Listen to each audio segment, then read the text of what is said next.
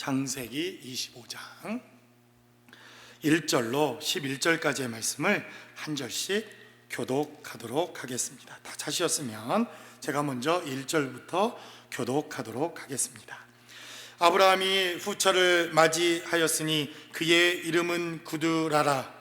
그가 시므란과 욕산과 무단과 미디안과 이스박과 수아를 낳고 욕산과 스바와 드단을 낳았으며 드단의 자손은 아수르 족속과 르두시 족속과 르음미 족속이며 미디안의 아들은 에바와 에벨과 한옥과 아비다와 엘다아인이 다 구두라의 자손이었더라. 아브라함이 이삭에게 자기의 모든 소유를 주었고 자기 서자들에게도 재산을 주어 자기 승전에 그들로 하여금 자기 아들 이삭을 떠나 동방 곧 동쪽 땅으로 가게 하였더라. 아브라함의 향년이 175세라.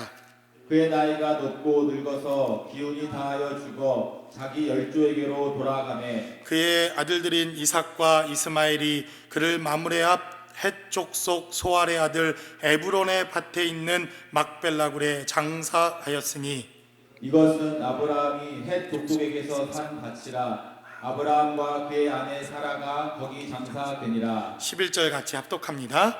아브라함이 죽은 후에 하나님이 그의 아들 이삭에게 복을 주셨고 이삭은 베엘라 헤로이 근처에 거주하였더라. 아멘. 저희가 창세기 25장에 기록되어져 있는 모든 말씀을 좀 다 읽고 하나님의 말씀을 좀 나눠야 되지만 창세기 25장에 기록되어져 있는 마지막 메시지들은 여러분들이 꼭 집에 가셔서 읽어보시고 또 하나님의 말씀을 기억하시고 하나님의 은혜대로 여러분들이 묵상하는 시간을 꼭 가지시기 바랍니다. 오늘 본문에 기록되어져 있는 창세기 25장에 기록된 말씀은 크게는 세 가지 부류의 메시지와 이야기로 창세기 25장이 구성되어져 있습니다. 그 하나는 아브라함이 죽었다는 것입니다. 창세기에 그래도 주인공으로 등장하고 하나님의 나라와 하나님의 일을 위해서 대단히 중요했던 사람인 이 아브라함이 드디어 죽음을 맞이하고 그의 육체의 생명이 다하여서 그가 기운을 다 허진하고 소비하여 하나님의 열조 앞에 돌아가는 사건이 창세기 25장 우리가 읽었던 본문의 메시지 가운데 기록되어져 있습니다. 그리고 창세기 25장의 또 다른 메시지는 바로 이 아브라함의 죽음 때문에 아브라함의 잊혀진 아들 이스마엘이라고 하는 아들이 잠깐 다시 등장합니다. 잠시 잠깐 다시 등장하는 이 이스마엘이라고 하는 아들은 이미 족장이 되어졌고 수많은 민족의 아비가 되어졌고 그는 사막 광야 땅에서 고난과 아픔 속에 내어 쫓김을 당했지만 하나님이 주시는 축복과 육체의 축복을 통해서 그는 수많은 족장들의 아비가 되어지고 세상적으로 축복을 경험하는 하나님의 경영과 하나님의 역사를 이루게 되어지는 메시지가 또한 창세기 25장에 등장하게 됩니다. 그리고 우리가 잘 아는 이제 이삭이라고 하는 아들을 통해서 쌍둥이가 등장하지 않습니까?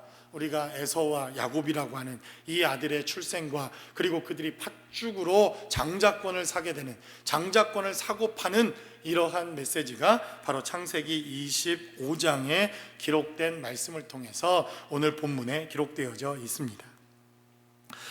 이 창세기 25장에 기록된 메시지가 각각 기록된 메시지가 따로따로 세 파트의 메시지로 기록되어져 있는 것 같지만 이 창세기 25장은 창세기뿐만 아니라 앞으로 하나님의 나라와 하나님의 교회와 성경에 기록되어져 있는 메시지를 이해하는 데 있어서 대단히 중요한 메시지가 창세기 25장에 기록되어져 있습니다. 참 안타까운 것은 창세기 25장에 기록되어져 있는 이 야곱과 에서의 이야기가 너무나도 극적이기도 하고 너무나도 재미있는 이야기이기도 해서 사실은 첫 번째 아브라함의 죽은 이야기와 그리고 이스마엘의 사건이 묻혀지는 경향이 있는 것을 보게 됩니다. 그런데 오늘 기록되어져 있는 창세기의 메시지와 그리고 앞으로 하나님의 나라와 성경 전체를 이해하고 하나님께서 하나님의 사람들을 세워나가는 과정 가운데서 창세기 25장은 대단히 중요한 메시지를 담고 있는 것을 보게 된다는 것입니다. 그래서 오늘 본문에 기록되어져 있는 메시지를 통해서 하나님께서 하나님의 사람을 선택하시고 하나님의 사람을 세워나가시고 우리가 이삭이라고 하는 이 아들을 통해서 믿음의 계승이 어떻게 이루어지고 신앙의 계승이 어떻게 이루어지는지를 우리가 계속 나누고 있는데, 오늘 어쩌면 제가 이삭이라고 하는 이 아들의 이야기를 선택했던 이유와 목적도 창세기 25장에 기록되어져 있는 이 하나님의 말씀이 대단히 중요하기 때문에 여러분들과 이삭에 대한 메시지를 나누기로 결정했던 이유가 있는 것도 있습니다. 오늘 본문이 기록하고 있는 말씀을 통해서 하나님의 방법과 하나님이 우리를 부르시는 부르심의 소망과 신앙의 계승과 믿음의 계승자로 살아가기 위해서 우리에게 필요한 하나님의 영적 원리와 메시지는 무엇인지 본문이 기록하고 있는 말씀을 통해서 함께 나눠보기를 원합니다. 첫 번째로 본문이 기록하고 있는 메시지는 아브라함의 씨로부터 이 하나님의 계승자, 믿음의 계승자가 시작되었다고 하는 사실을 본문은 우리에게 증거하고 있다는 것입니다. 오늘 본문이 기록하고 있는 말씀을 우리가 잘 살펴보면 아브라함이 후처를 맞이하였으니 그의 이름은 그두라라라고 성경은 기록합니다. 우리가 지난 시간 아브라함의 아들이었던 이삭이 장가가는 메시지를 들었습니다. 제가 만약 이 성경을 쓰는 성경의 기자라고 한다면, 이 성경을 기록할 수 있는 권한이 있는 사람이라고 한다면 저는 이 창세기 25장을 이렇게 기록하고 싶지 않습니다. 아들 이삭이 리브가라고 하는 좋은 배필을 맞이해서 행복하게 잘 살고 그 며느리가 그 아버지를 잘 봉양해서 아브라함이 그 며느리와 아들과 행복하게 잘 살다가 하나님의 부르심을 받아 그가 천국에 갔다. 여러분, 맥락이 꼭 이렇게 돼야 될 것 같지 않습니까? 이러면 참 행복한 메시지 같고, 그리고 맥락적으로 사실 이 메시지가 맞는 것입니다. 그런데 오늘 본문에 기록한 메시지를 살펴보면 아브라함이 새 장가를 들었다는 것입니다. 아들이 장가를 가니까 그게 좋아 보였나 봅니다. 창세기 24장은 이삭이라고 하는 그의 아들이 장가 가는 내용으로 끝나지 않습니까? 그랬더니 아브라함이 그게 좋아 보였는지 오늘 본문에서는 후처를 맞이하였으니 그의 이름은 그두라라라고 성경은 기록합니다. 그리고 2절로 3절까지 4절까지 기록된 메시지를 살펴보면 그가 시므란과 욕산과 무단과 미디안과 이스박과 수아를 낳고 욕산은 스바와 드단을 낳았으며 드단의 자손은 아수르 족속과 루두시 족속과 르음미 족속이며 미디안의 아들은 에바와 에벨과 한옥과 아비다와 엘다이니 다 그두라의 자손이었더라 라고 성경은 우리에게 증거합니다.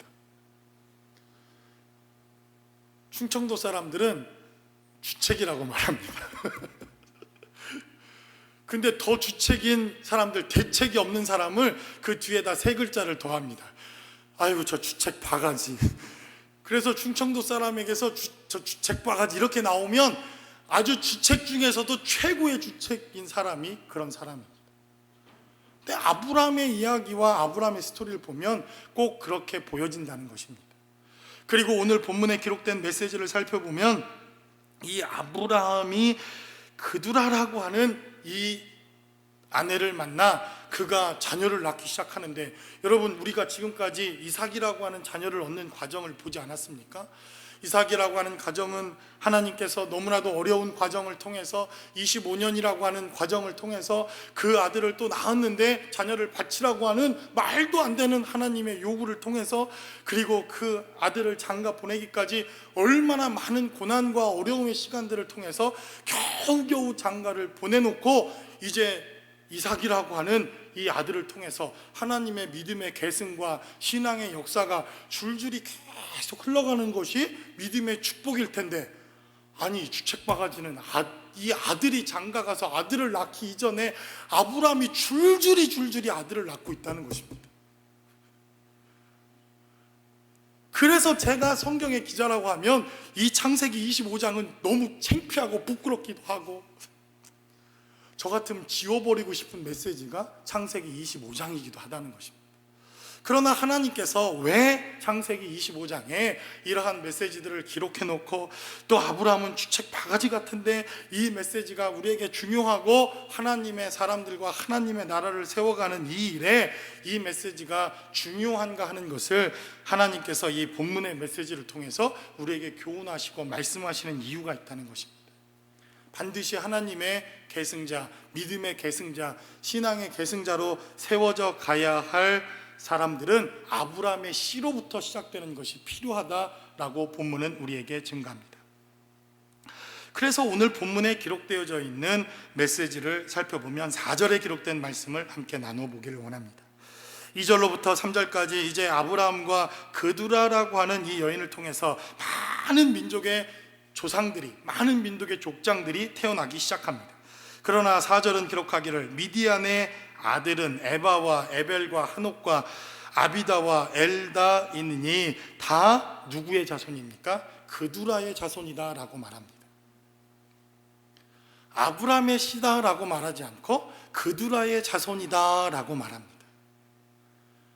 분명히 아브라함의 자손임에도 불구하고 그들은 영적으로는 아브라함의 자손이 아니다 라고 말합니다. 분명히 아브라함의 씨요, 아브라함의 자손이요, 아브라함을 통해서 생산되어진 하나님의 사람들이 틀림없음에도 불구하고 성경은 말하기를 그들은 아브라함과 상관없는 사람이다 라고 성경은 이야기하고 있다는 것입니다. 그래서 이 아브라함의 스토리, 아브라함의 사건을 통해서는 그 씨가 어디로부터 시작되었는가, 그 약속의 자손이 어디로부터 시작되었는가가 대단히 중요한 메시지로 등장하는 것을 이 아브라함의 사건을 통해서 우리에게 말씀하고 있다는 것입니다. 그래서 아브라함이 이삭만 낳았습니까? 틀림없이 그는 이스마엘이라고 하는 아들도 낳았고 이삭이라고 하는 아들도 낳았고, 오늘 창세기 25장에 보니까 도대체 발음도 잘 안 되는 엄청나게 많은 족장들이 되어지는 이 사람들도 아브라함이 낳았지만 하나님께서 아브라함의 씨앗이다, 아브라함의 씨다, 내가 인정하는 하나님의 사람, 믿음의 계승자다라고 하나님이 말씀하시는 사건은 오직 이삭을 통해서만 우리에게 말씀하시고 있다는 것입니다. 그래서 우리가 믿음의 계승자가 되어지고 진짜 하나님의 사람으로 하나님의 선택을 받게 되어지는 이 믿음의 역사는 우리가 지금 누구의 자녀라, 우리가 누구로부터, 어떤 씨앗으로부터 우리가 하나님을 아버지라고 하는가에 대한 이러한 하나님의 역사가 우리의 삶의 자리에 필요하다라고 본문은 우리에게 증가합니다. 그리고 본문에 우리가 읽지는 않았지만 12절로부터 18절까지 성경은 기록하기를 이스마엘이라고 하는 그 후예에 대해서, 아브라함의 씨앗에 대해서 성경은 기록합니다. 그리고 18절에 기록된 대로 그 자손들은 하웰라에서부터 아수르를 통하여 애굽 앞 술까지 이르러 그 모든 형제의 맞은편에 거주하였더라 라고 성경은 말합니다. 그러니까 지금 하나님께서 아브라함을 통해서 이스마엘을 낳으시고 이삭을 낳았는데, 이삭이 장가를 들어서 이삭이 아들을 낳아야 될 판인데 그 아버지가 줄줄이 주책바가지 아들을 낳으니까 그 아들도 얼마나 민망했겠습니까? 아들을 낳고 싶어도 민망하지 않았겠습니까? 그런데 오늘 본문에 기록된 메시지를 살펴보니까 이미 내어 쫓겨 광야로 떠나갔던 이 이스마엘은 얼마나 많은 민족의 역사를 이루었는지 그 자손들을 살펴보니까 오늘 18절에 하웰라부터 아수르로 통하여 애굽 앞 술까지 이르러 그 모든 형제의 맞은편에 거하였다라고 말합니다. 그러니까 이스마엘을 통해서 어마어마한 자손들이 이미 태어난 것입니다. 그런데도 하나님은 단 한 번도 그들을 통해서 내 믿음의 계승자요, 내 믿음의 씨앗이요, 하나님의 나라를 이어갈 이스라엘이요, 교회다, 이렇게 말씀하지 않았다는 것입니다. 그래서 우리의 삶의 자리에서 오늘 이 아브라함의 이 첫 번째 파트에 기록되어 있는 메시지를 통해 우리가 영적으로 하나님의 은혜와 원리를 우리가 발견할 수 있지 않습니까? 하나님의 나라는 그래서 양의 문제가 아니라, 많은 숫자의 문제가 아니라 하나님의 나라는 질적인 문제, 질의 문제라고 하는 것을 성경은 우리에게 말씀하고 있다는 것입니다. 이미 아브라함의 씨앗으로부터 시작되어진, 아니 아버지 아브라함부터 시작되어진 이러한 민족들은 어마어마한 민족을 이뤘을 뿐만 아니라 그 민족의 숫자를 헤아릴 수 없을 만큼 이미 이스마엘이라고 하는 아들을 통해서는 얼마나 많은 땅을 차지하고 있는지 18절로부터 오늘 기록된 메시지를 살펴보면 이 가나안 땅, 가나안의 모든 땅덩어리들을 다 차지할 만큼 엄청난 아브라함의 씨앗이 이 가나안 땅에, 그리고 하나님의 약속의 땅에 이미 민족을 이룰 만큼 있었다고 하는 것을 성경은 우리에게 증거합니다. 그런데 하나님께서 여전히 고집하시는 게 무엇입니까? 이삭 한 사람, 이삭 이외에는, 이삭이라고 하는 이 아들 이외에는 믿음의 계승자, 아브라함을 통해서 계속되어지는 믿음의 계승자로 하나님의 신앙과 메시지를 이어갈 사람이 없다라고 하나님이 말씀하시고 증거하시고 있다는 것입니다. 그래서 오늘 본문이 기록하고 있는 이 하나님의 말씀은 바로 이 시대를 살아가는 우리들에게도 동일한 하나님의 말씀과 은혜라고 생각되어집니다. 많은 교회들이 있습니다. 많은 하나님의 사람들이 있죠. 말씀드리기가 참으로 죄송스럽기도 하고 조심스럽기도 한데, 어쩌면 지금도 하나님의 나라는 양의 문제가 아니라 질적인 문제가 아닐까라고 하는 것을 우리는 생각해 봐야 할 필요가 있습니다. 그렇다고 한다면 양도 많고 질적으로도 엄청나면 이것 아니겠습니까? 저는 우리 교회가 그런 교회가 되실 수 있기를 주님의 이름으로 간절히 축원합니다. 대단히 조심스럽지만, 그러나 그게 아니어도 우리는 얼마든지 하나님 앞에 쓰임받고 하나님의 선택과 은혜 가운데 살아갈 수 있다는 것입니다. 어떻게 해요? 하나님의 나라는 오늘 본문에 기록된 메시지를 살펴보니까 양의 문제가 아니라, 많고 적음의 문제가 아니라 정말 하나님의 자녀이냐 아니냐의 문제라고 하는 사실을 바로 오늘 본문이 우리에게 증거하고 있다는 것입니다. 그러므로 저와 여러분들의 삶의 자리에서 정말 여러분 모두가 하나님의 자녀들로 한 사람 한 사람, 한 영혼 한 영혼 세워져 나갈 수 있는 거룩하고 복된 삶의 자리가 되실 수 있기를 주님의 이름으로 간절히 축원합니다. 그래서 오늘 이 아브라함의 이러한 이야기와 이스마엘의 이야기가 등장하는 것을 보게 됩니다. 두 번째로 오늘 본문에 기록되어져 있는 메시지를 우리가 살펴보면, 오늘 본문에 기록된 메시지를 통해서 이제는 아브라함의 시도 대단히 중요하지만 어머니가 누구였는가 하는 것에 대한 메시지가 대단히 중요한 메시지로 기록되어져 있습니다. 그러니까 지금 아브라함이 이스마엘을 낳고 또 오늘 본문에 기록된 대로 그두라라고 하는 이 여인을 통해서 아들을 낳았습니다. 그런데 하나님께서 그 자녀들을 하나님의 자녀요 아브라함의 씨앗이다 이렇게 인정하지 않았습니다. 그러니까 아브라함의 이야기를 통해서는 누가 중요합니까? 그 어머니가 누구인가 하는 것이 중요합니다. 아브라함이 엄청나게 많은 아들을 낳았고 자녀들을 낳았지만 누구를 통해서, 어떤 어머니를 통해서 아브라함이 아들을 낳게 되었는가에 대한 메시지가 중요했다는 것입니다. 그래서 사라라고 하는 여인, 사라라고 하는 이 사람을 통해서만 아들이 나와야 그가 씨앗이요, 그가 하나님의 자녀요, 아브라함의 계승자로서 믿음의 대를 이어가는 아들이다. 성경은 이렇게 증거합니다. 그런데 오늘 이삭이라고 하는 이 자녀가 아들을 낳습니다. 결국 20년이 지나 아들을 낳기는 낳습니다. 그런데 누구로부터 낳습니까? 리브가라고 하는 여인으로부터 한 번에 그냥 얼마나 급했던지 2명을 딱 낳습니다. 에서와 야곱.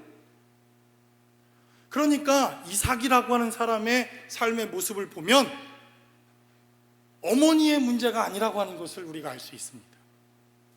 한 어머니의 뱃속에서, 한 어머니의 태에서 시간도 0.1초 차이예요. 그 차이면 발이 나오는데 손목이 뭐가 하나 따라 나오는 거 아닙니까? 야곱도.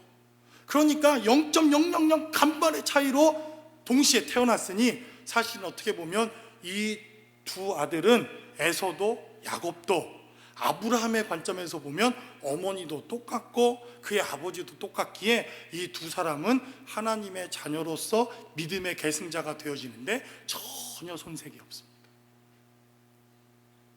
근데 성경은 말합니다. 하나님이 야곱은 택하시고 에서는 미워서 버렸다. 성경은 이렇게 말합니다. 그러니까 지금 이삭이 믿음의 계승자와 신앙의 계승을 이어나가는 이 사건은 또 아브라함과 다릅니다. 그리고 그 아들인 야곱을 낳게 되는데 야곱은 4명의 처가 있습니다.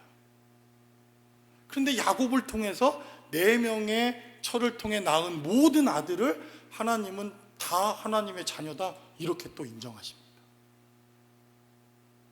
이해가 되십니까 지금? 그러니까 아브라함과 이삭과 하나님이 그의 자녀인 야곱을 통해서 하나님의 사람들, 하나님의 계승자들, 믿음의 신앙인들을 만들어가고 선택하고 하나님이 세우시는 삶의 작업 가운데 우리에게 말씀하시고 싶은 분명한 이유가 있다는 것입니다. 그래서 성경은 우리에게 무엇이라고 말씀합니까? 하나님이 야곱이라고 하는 사람은 택하셨고 이삭이라고 하는 사람은 하나님이 택하시지 않았다라고 말합니다. 그 이유와 목적은 우리가 알 수 없지만 하나님의 선택과 하나님의 주권이라고 우리는 그렇게 말합니다. 그러나 우리의 삶의 자리에 있어서 대단히 중요한 메시지 하나가 우리 가운데 있다는 것입니다. 무엇이냐면 이삭이라고 하는 믿음의 계승자가 자녀를 낳는 데에는 누구로부터 태어나는 것의 문제가 아니라 어떻게 길러지는가의 방식에 따라 하나님의 자녀가 선택되어진다고 하는 것을 이삭이라고 하는 사람을 통해서 우리에게 가르쳐 주시고 있다는 것입니다. 아브라함이라고 하는 사람을 통해서는 우리가 어떻게 태어나야 할 것인가, 누구에게 태어나야 할 것인가, 어디로부터 믿음의 신앙과 우리의 삶의 자리가 시작되었는가를 가르쳐 주신다고 한다면 이 이삭이라고 하는 삶을 통해서는 태어나는 삶도 중요하지만 어떻게 길러지고 어떻게 자라나며 어떻게 삶을 통해서 하나님 앞에 성결되어지고 선택되어지는가의 메시지가 바로 이 이삭이라고 하는 삶을 통해서 그의 자녀들을 통해서 증거되어진다. 성경은 이렇게 증거합니다. 그래서 좀 조심스럽게 얘기해 볼까요? 또 성경은 이 여인들에 대해서 교회다 이렇게 말합니다. 갈라디아서 5장을 통해서 우리가 함께 하나님의 말씀을 나누었습니다. 하갈이라고 하는 여자 그리고 사라라고 하는 여자가 교회의 어머니로 등장을 합니다. 갈라디아서 5장은 그것이 비유요 하나님의 말씀이었는데 이 여인들은 교회에 대한 메시지였다. 이렇게 바울은 후대에 갈라디아서를 쓰면서 아브라함의 이야기를 증거합니다. 여러분 기억이 안 나시거든 웹사이트 홈페이지에 가시면 갈라디아서 강해가 있습니다. 그런데 이 교회라고 한다면 교회 안에 다 우리가 들어와 있는 것 아닙니까? 그런데도 야곱이 있고 이건 대단히 조심스러운 이야기지만 그런데도 에서가 있을 수 있다고 하는 하나님의 메시지일 수 있다는 것입니다. 그래서 우리가 어떻게 태어나는가의 방식도 대단히 중요하지만 오늘 본문에 기록된 메시지를 통해서는 야곱이라고 하는 사람이 하나님의 선택을 받아 그가 길러지고 자라나며 그가 깎이고 또 고생하고 하나님의 말씀 앞에 순종하지 못하고 그의 일생 일대를 통하여 그러나 그의 입술을 통해 그래도 하나님이 옳았다라고 고백되어지는 삶을 하나님이 사용하시고 그를 선택하시는 메시지가 바로 이 이삭이라고 하는 사람을 통해서 하나님께서 말씀하시고 역사하시는 사건, 바로 이 사건이 창세기 25장에 등장하는 사건이라는 것입니다. 저와 여러분들은 모두 야곱이 되실 수 있기를 주님의 이름으로 간절히 축원합니다. 아멘 안 하시는 분은 뭐해서요? 저쪽에서는 아멘이 안 나온 걸로 붉은 옷 에서의 뜻은 붉은 옷 아닙니까? 오늘 다 어떻게 그 빨간 옷을 입고 하네. 그래서 조심스럽게 성경은 우리에게 증거하기를 우리가 하나님의 자녀로 거듭나고 하나님의 자녀로 태어나고 하나님의 자녀 안에서 교회 안에서 태어나는 이러한 거듭남의 역사도 대단히 중요하지만 야곱처럼 선택받고 살아가고 하나님의 말씀대로 삶을 이어가고 그래서 그가 마지막 삶의 고백을 통해서 내 인생 나그네와 같은 이러한 인생이었지만 그러나 그 나그네 인생을 통해서 하나님이 나의 삶의 자리에 개입하시고 일하셨다고 하는 삶의 고백이 있는 사람을 통해서 하나님이 일하시고 역사하시는 사건, 이것이 바로 창세기 25장이 우리에게 증거하고 있는 메시지라는 것입니다. 그래서 성경은 태어나는 것도 중요하지만 어떻게 우리가 살아가느냐의 삶의 자리도 중요한 것을 말씀하지 않습니까? 모세라고 하는 사람, 태어나는 것조차 얼마나 엄청나게 중요한 시대에 태어납니까? 모세만큼 태어나는 것이 중요한 시대를 타고난 사람이 있었습니까? 그는 태어나면서 죽기로 작정되어진 사람입니다. 태어나면서부터 그는 시대의 상황 속에 죽어야 됐고 그 생명의 삶을 빼앗겨야 되는 그러한 삶에서 태어났습니다. 그런데 그가 태어나자마자 바로의 공주의 자녀가 되고 바로의 공주가 그를 40년 동안 그를 양육하고 기르는 삶의 역사가 시작됩니다. 그래서 사실 모세라고 하는 사람은 히브리의 종족으로 태어났지만 그는 어디서 자라납니까? 궁중에서. 그러니까 모세의 삶을 보면 태어나는 것도 대단히 중요하지만 어떤 환경과 상황에서 자라나는가 하는 것도 대단히 중요함을 보게 됩니다. 그는 40년 동안 왕궁에서 왕자로 살아가며 그는 죽어야 될 목숨이었지만 그러나 삶의 자리가 왕궁이었기에 죽어야 할 히브리의 족속의 이러한 족속을 통해서 그러나 그는 왕의 삶의 자리를 살아갑니다. 그런데도 하나님께서 그의 삶의 자리를 또 어디로 옮기십니까? 광야 땅으로 옮기셔서 비로소 그가 하나님의 자녀로 하나님의 일들을 감당하는 사건을 살아가는 것은 마지막 그의 삶의 자리, 광야에서부터 시작되었던 그의 마지막 40년 동안의 삶의 자리를 통해서 그가 하나님 앞에 쓰임받고 하나님의 나라와 하나님의 일을 감당하는 사람이 되었다라고 성경은 우리에게 증거합니다. 그래서 어쩌면 저 같은 목사들, 어쩌면 장로의 직분, 권사의 직분, 또 임직의 직분을 가지신 분들, 이런 분들이 성경이 이야기하고 있는 에서와 같은 사람일 수도 있습니다. 태어나면서부터 장자로, 태어나면서부터 하나님의 일꾼으로 어쩌면 모든 것을 상속받을 수 있는 그러한 사람들로 태어난 우리의 삶의 자리에서 하나님은 물론 그들도 사용하시지만 그러나 태어나 그가 어떤 위치에서 그가 태어났는가의 중요한 문제가 아니라 어떻게 삶을 살아냈는가에 대한 삶의 모습을 통해서 저와 여러분들을 하나님의 자녀로, 믿음의 계승자로, 신앙의 일꾼들로 쓰시기를 원하신다고 한다면 우리의 삶의 자리는 지금 어디에 있는가를 본문은 우리에게 증거하고 있다는 것입니다. 그래서 마지막 본문은 우리에게 증거하기를, 그래서 오늘 27절로부터 장자권이라고 하는 메시지가 34절에 등장을 합니다. 그런데 이 장자권은 사실은 제 입장에서는 상속권이다, 이렇게 이름을 바꾸고 싶습니다. 여러분, 첫째로 태어나는 것, 첫아들로 태어나는 것 실력입니다. 저는 실력인 줄로 믿습니다.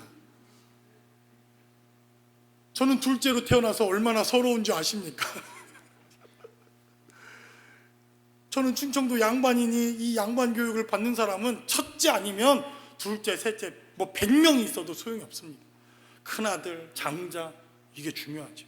우리도 그런 유교 사회를 살아왔기 때문에 장자권의 중요성을 잘 알지 않습니까? 그래서 제가 둘째로 태어난 게 아니지 않습니까? 근데 나 보니까 형이 있고 동생이 있으니 둘째지. 근데 서럽습니다. 형하고 싸우면 형한테 덤빈다고, 형한테 까분다고 혼납니다. 동생하고 싸우면요, 이제 동생이 혼나겠지. 다 큰 놈이 동생하고 싸운다고. 어쩌란 말이에요. 제가 선택한 것도 아닌데. 근데 오늘 본문에 기록되어져 있는 이 장자권은 무조건 큰아들을 통해서 큰아들이 갖는 절대적인 권력이 바로 이 장자권입니다. 27절에 기록되어져 있는 말씀부터 34절까지 장자권을 팥죽 한 그릇에 팔고 사는 메시지가 기록되어져 있습니다. 같은 맥락에서 동일한 자녀였지만 어떤 이들은 선택받고 어떤 이들은 하나님께 버림받았던 사건을 통해서 하나님은 여전히 동일하게 장자권에 대한 메시지를 우리에게 증거합니다. 흘러나온 대로 큰아들이 장자권을 갖는 것대로 그들이 선택되어지는 사건을 통해서 이렇게 일방적으로 큰아들을 통해서 하나님이 장자를 세우시고 하나님의 나라를 세워가지 않겠다고 하는 하나님의 결단과 결심이 오늘 본문 가운데 기록되어져 있습니다. 그래서요, 아무것도 아닌 것 같은 이 팥죽 한 그릇에 장자권을 팔아버린 것입니다. 어마어마하게 중요한 이 장자권, 그러나 하나님께서는 장자권을 가지고 태어났다는 이유만으로 그를 사용하시거나 그를 축복하시거나 그를 통해서 하나님의 나라를 이어가시지 않겠다고 결단하시며 말씀하시는 메시지가 이 메시지 가운데 있다는 것입니다. 그래서 성경에 기록된 메시지를 살펴보면요, 야곱은 어떻게 해서든지 장자권을 빼앗았습니다. 그리고 그가 12아들을 낳는데 첫 번째 아들은 루벤이다 라고 말합니다. 그런데 이 장자권이 루벤에게 흘러갑니까? 아닙니다. 셋째 아들이었던 유다라고 하는 이 아들이 사실은 장자권을 소유할 만큼 믿음이 있거나 실력이 있는 사람이 아닌데 그냥 하나님이 유다 너 가져라, 그래서 그가 장자가 됩니다. 야곱은 또 다른 장자 하나가 있습니다. 요셉이라고 하는 장자가 있습니다. 그래서 하나님의 영적인 축복은 바로 유다를 통해서 장자권이 흘러가고, 물질적인 축복, 세상의 축복, 하나님이 주시는 이 세상의 축복은 누가 받습니까? 요셉이라고 하는 아들을 통해서 그 장자권이 계속해서 흘러갑니다. 여러분, 어떤 장자권을 갖고 싶은 거예요 지금? 두 개 다, 할렐루야. 일부에서도 두 개 다. 우리 제자들 교회는 끝내줍니다. 하나를 선택할 필요가 없죠. 두 개 다 가지면 되는 겁니다. 그런데 하나님께서 또 요셉이라고 하는 사람을 통해서도 장자를 통해서 장자의 명분이 흘러가지 않습니다. 므낫세가 장자요, 므낫세가 그의 요셉의 큰 아들이요, 하나님의 이 장자권이라고 한다면 므낫세를 통해서 흘러가야 할 장자권은 에브라임이라고 하는 아들을 통해서 야곱이 팔을, 그 축복이 흘러가는 것을 보게 된다는 것입니다. 다른 말로 하면, 여러분, 저는 아까도 말씀드렸지만 목사라고 한다면, 선교사라고 한다면, 내가 이미 먼저 신앙생활을 한 사람이라고 한다면 우리도 모르게 자연스럽게 내가 이 교회에서 장자라고 하는 이러한 신분과 결과를 가지고 우리가 지금까지 신앙생활을 해온 것들을 많이 보지 않았습니까? 목사가 되면 장자권을 얻는 줄 알고, 장로가 되면 장자권을 갖는 것인 줄 알고, 그래도 이 교회에 임직이 되고 오랜 세월 이 교회를 지키고 있으면 자연스럽게 우리에게 영적인 장자권과 하나님의 축복이 흘러 들어오는 줄 알고 어쩌면 우리도 살아낸 것은 아닐까라는 생각을 해보게 된다는 것입니다. 그래서 일부 예배 때 애매하게 우리 지난주 목사 안수 받은 두 목사님만 괜히 혼났습니다. 저분들이 목사가 돼서 이제 내가 목사가 됐으니 하나님의 사람으로, 그런데 목사 돼도 소용없다고 말하니 저분들 얼마나 허무하겠습니까? 아멘이십니까?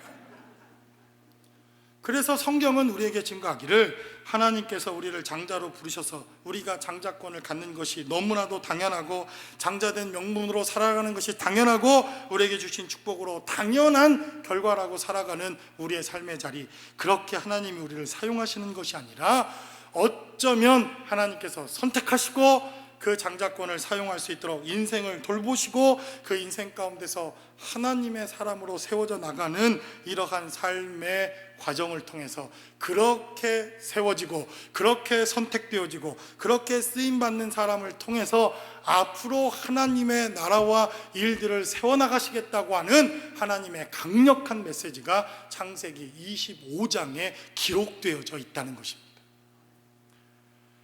이 메시지를 이해하지 못하면 우리가 하나님의 교회가 어떻게 세워지며 이스라엘이 어떻게 세워지며 하나님의 나라가 누구를 통해서 세워져 나가고 어떻게 쓰임받는가에 대한 메시지를 오해할 수 있다는 것입니다. 그래서 우리는 얼마나 많이 오해했습니까? 저도요, 목사가 되면 다 되는 줄 알았습니다. 목사가 되면 하나님 나라의 장자가 되는 줄 알았습니다. 그래서 까불고 다녔잖아요. 목사 되고 나서 얼마나 목에 기부스하고, 제가 그 기부스 저희 집에 보관해 놨습니다. 회개하던 날. 그러지 않았습니까? 우리 장로님들 괜히, 저희 교회는 그러지 아니하십니까? 직분자가 되고 임직자가 되고 그래도 교회에서 뭔가 그러면 장자권을 갖는 것처럼 우리는 그렇게 살아오지 않았습니까? 그러나 성경은 말합니다. 그러나 성경은 우리에게 증거합니다. 그러나 성경은 하나님께서 어떠한 자들을 사용해서 하나님의 나라와 하나님의 일들을 하나님이 진행해 가실 것인지에 대한 메시지를 너무나도 분명하고 단호하게 우리에게 말씀하고 있다는 것입니다. 그래서 야곱처럼 비록 장자로 태어나진 못했지만, 야곱처럼 장자권을 선천적으로 소유한 사람은 아니지만, 그래도 하나님 앞에 쓰임받고 싶어서, 그래도 하나님께 붙들림 바 되어지고, 그래도 그 인생이 정말 하나님 앞에 불순종하는 인생으로 살아갈 수밖에 없는 처절한 야곱과 같은 인생이었지만, 그래도 하나님이 사용하시고, 그래도 하나님의 은혜가 무엇인 줄 알고, 그래도 하나님이 나에게 은혜를 주셔서 내가 그 일을 감당해 보겠다고 하나님께 몸부림쳤던 이 야곱이라고 하는 사람의 일생을 통해서 장자권이 흘러가고 하나님의 나라가 흘러가고 하나님의 역사가 흘러가더라. 이것이 창세기가, 아니 성경이 우리에게 말씀하고 싶은 하나님의 은혜요 능력이다라고 성경은 우리에게 증가합니다. 그러므로 저와 여러분들의 삶의 자리에서 정말 하나님께 쓰임받는 믿음의 계승자들이 모두 되시기를 주님의 이름으로 간절히 축원합니다.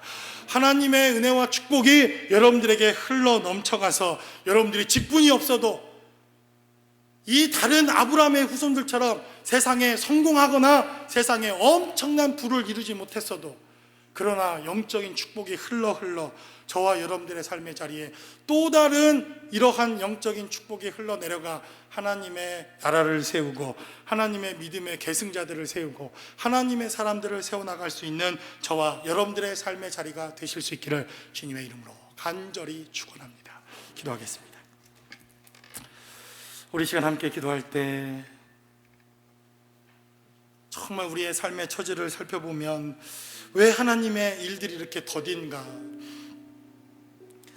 우리의 삶의 자리도 열매가 넘쳐나고 정말 꽃들이 피어나고 누가 보아도 탐스러울 만큼 엄청난 열매들이 하나님 앞에 쓰임받는 증거들이 넘쳐났으면 좋겠는데, 그러나 하나님께서 어느 날 우리를 연단하시고 사용하시고 쓰시다가 우리의 인생 어느 순간에 하나님이 꽃이 피게 하시며 열매를 맺게 하시며 우리의 삶을 통해서도 하나님이 일하셨다고 하는 이러한 삶의 고백이 저는 반드시 있을 줄로 믿습니다. 하나님, 우리가 하나님 앞에 쓰임받아 하나님의 나라와 하나님의 일꾼, 하나님의 역사심을 나타내는 삶의 여정 가운데 하나님 앞에 쓰임받게 해달라고 우리 시간 다 함께 한 목소리로 기도하겠습니다.